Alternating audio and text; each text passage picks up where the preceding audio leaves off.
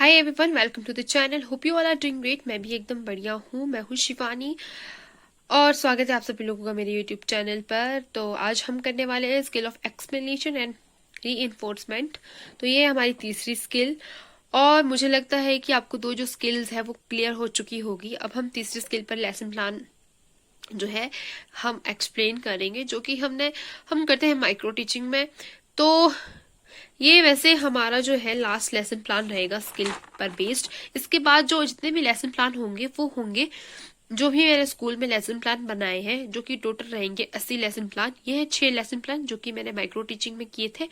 तो इसके बाद जो लेसन प्लान आएंगे वो पूरे पूरे आएंगे, यानी कि मतलब स्टार्टिंग से लेकर एंड तक हर तरह की स्किल उसमें यूज होंगी और जो कि 30 से 35 मिनट के रहेंगे, जो कि आपका एक क्लास का पीरियड पूरा रहता है। तो ये है स्किल ऑफ एक्सप्लेनेशन। तो सबसे पहले आप अपना इंट्रोडक्शन रखते हो, मतलब कि लिखते हो छात्र अध्यापिका का नाम, जो कि शिवानी, अनुक्रमांक 35, कक्षा 5वीं। जिस भी कक्षा के लिए आपने लेसन प्लान बनाया है, विषय हिंदी, उप विषय क्रिया, कालांश 8 से 10 मिनट, दिनांक 28 मई 2025। सामान्य उद्देश्य आएगा छात्रों को शुद्ध भाषा बोलना व लिखने की प्रेरणा प्रदान करना, छात्रों को व्याकरण के नियमों से परिचित कराना, छात्रों को भाषा के तत्वों का ज्ञान प्रदान करना। विशिष्ट उद्देश्य रहेंगे छात्रों को क्रिया का ज्ञान कराना, छात्रों में क्रिया को परिभाषित करने की योग्यता का विकास करना, छात्रों को क्रिया के महत्व की व्याख्या से परिचित कराना, छात्रों में भाषा के प्रति जीवन उपयोगी सामान्य जानकारी प्रदान करना। शिक्षण सहायक सामग्री रहेगी आपका चौक, संकेतक, श्यामपट, झाड़न। अगर आप इसके अलावा और शिक्षण सामग्री का यूज करते तो आप यहाँ लिख लेंगे।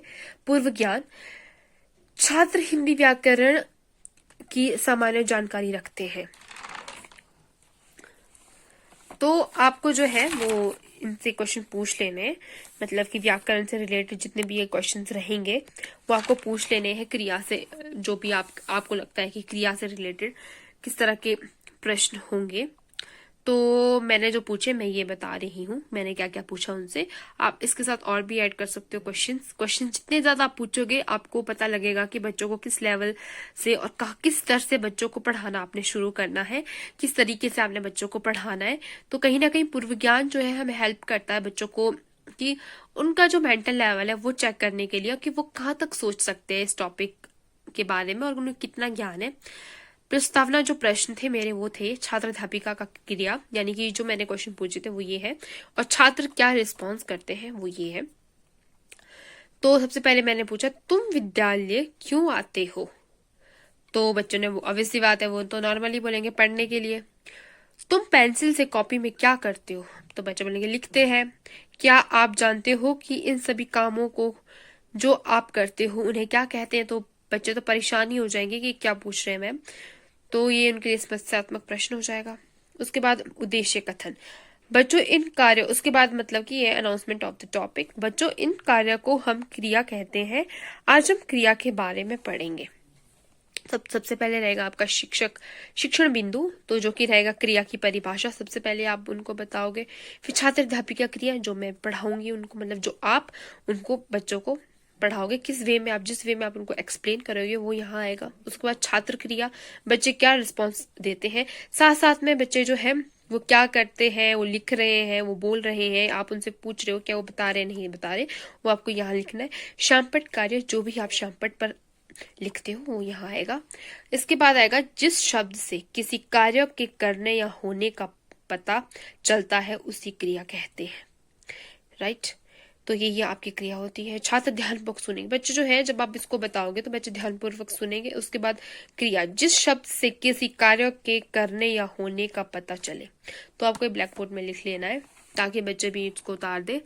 उसके बाद आपका दूसरा आएगा क्रिया के उदाहरण। उसके बाद आप बच्चों को, क्योंकि एक डेफिनेशन से बच्चा है जो है वो क्लियर नहीं होता है, तो आपको एग्जाम्पल दे देना है। मेरी क्लास में जो है वो काफी क्लास इन द सेंस जब मेरी माइक्रो टीचिंग की तो ये सारे के सारे जो है मेरे साथ ट्रेनीज है, उनके मैंने नेम लिख लिए थे। टीना गाना गाती है, क्योंकि हमारी क्लास में एक टीना मैम है तो मैंने उनका एग्जाम्पल लिया था। शगुन नाच रही है, वो डांसर है, जैसे वो डांस करती है वो शगुन है उसका नाम। मेरी बहन खाना बना रही है, तो आपने ऐसे ऐसे एग्जाम्पल दे देने हैं बच्चों के, जो भी आपके साथ आप जिन बच्चों को पढ़ा रहे हो तो आपको उनकी एक्टिविटीज पता ही होगी, तो आपने उनके एग्जाम्पल लेने हैं ताकि बच्चा जो है वो अपने टॉपिक को खुद से कनेक्ट कर पाए और इजीली वो समझ जाए। इसके बाद आपको थर्ड चीज जो शिक्षण बिंदु रहेगा आपका, क्रिया के भेद रहेंगे। और छात्र अध्यापिका क्रियाएं जो है वो रहेगी, क्रिया के दो भेद होते हैं, अकर्मक क्रिया, सकर्मक क्रिया। और उदाहरण, सोनी का गाना गाती है, शगुन नाच रही है, मेरी बहन खाना बना रही है। तो नाचना, गाना, खाना बनाना, तो ये सारी की सारी जो चीजें हैं वो कहीं ना कहीं क्रिया को परिभाषित करती है। तो आपने इतना ही मतलब करवाना है, ज्यादा बच्चों पे बर्डन नहीं डालना है। अगर आप ज्यादा बताओगे तो वो भूल जाएंगे, उन्हें याद नहीं रहेगा।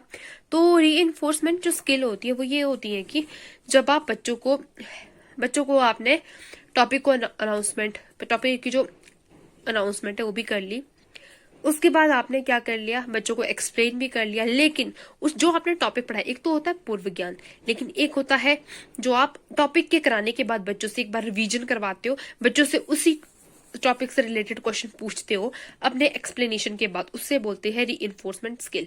तो इसके शिक्षण बिंदु तो हम कोई लिखेंगे नहीं यहाँ पर, यही रहेगा आपका क्रिया। बट छात्र अध्यापिका क्रियाएं और छात्र क्रियाएं, यानी कि आप जो है इनसे क्वेश्चन पूछोगे, बच्चे जो है आंसर करेंगे, यहाँ से आपको पता लग जाएगा कि जो आपने टॉपिक पढ़ाया है वो बच्चे को आया है या नहीं आया है। तो रीइंफोर्समेंट स्किल होती है कि आप बच्चों को यहाँ पर अप्रिशिएट करोगे जो भी बच्चा बताता है।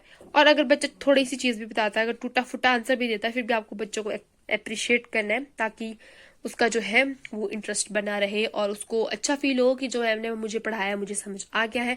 अगर वो गलत भी बता देता है तो उसे आपने उसको फिर से एक्सप्लेन करना है ताकि उसे टॉपिक जो है वो क्लियर हो जाए।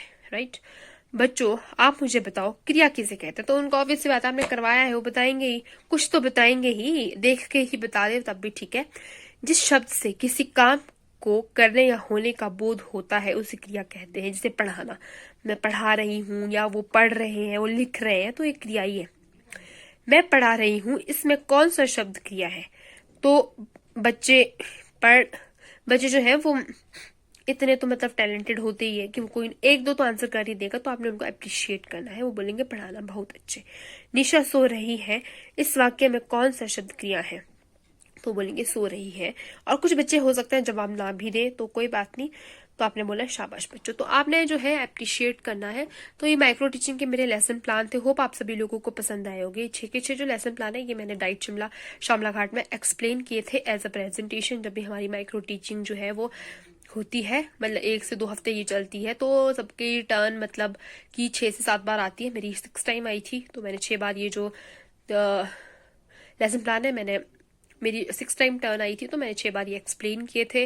और जिसमें कि डाइट फैकल्टी भी रहती है आपके साथ, जो भी ट्रेनीज है वो भी रहते हैं, और आप इसको आगे एज अ टीचर उनको एक्सप्लेन करते हो सारे के सारे। और उस टाइम जो है आपके जो स्टूडेंट है वो आपके ट्रेनीज, आपके साथ वाले ट्रेनीज और आपके जो मेंटर टीचर है वही रहते हैं, ताकि आपके अंदर कॉन्फिडेंस बिल्ड हो जाए और आप जब स्कूल में जाओ तो आप और अच्छे से लेसन प्लान बनाओ और अपने जो टॉपिक है उसको आप अच्छे से एक्सप्लेन कर पाओ। तो इसके बाद मेरे जितने भी लेसन प्लान होंगे वो रहेंगे मेरे, जो भी मैंने स्कूल में बनाए वो मैं कल से स्टार्ट करूंगी, यानी कि स्टार्टिंग से। तो आप देख सकते हैं कि मैंने लेसन प्लान बनाए हैं, ये मैं कल से शुरू करूंगी। तो माइक्रो टीचिंग के लेसन प्लान खत्म होते हैं। Thank you so much. अगर आपको पसंद आए हो तो लाइक शेयर एंड सब्सक्राइब कर लेना। Thank you so much, bye bye.